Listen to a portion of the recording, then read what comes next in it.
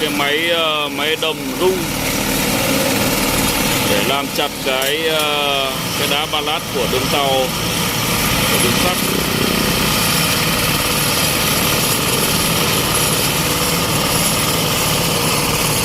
Đây là đường sắt Bắc Nam đoạn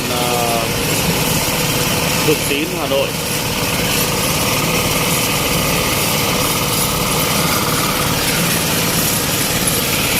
Ở đây đường sắt đang còn nâng cấp, sửa chữa duy tu lại tuyến đường sắt này.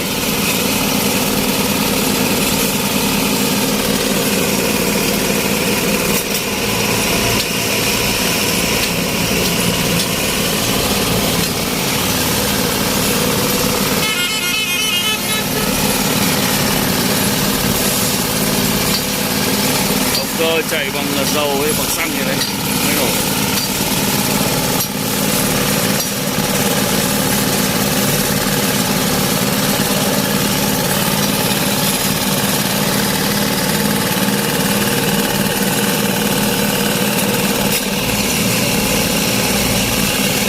Mấy mũi dùi đấy nó sẽ thọc sâu xuống bên dưới đá ba lát của đường tàu. Cái này hai bên gần như độc lập nhau.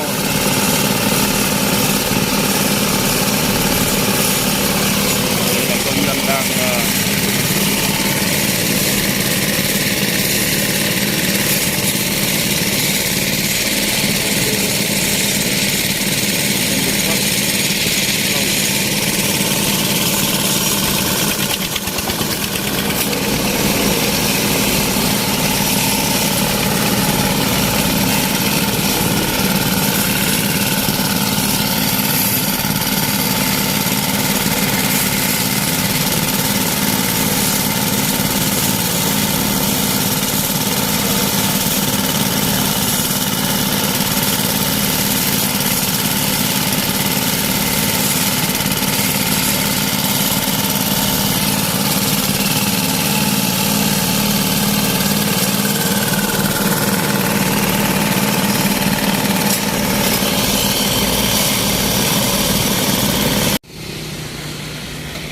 kia là công nhân đang rải đá ba lát cho đường tàu.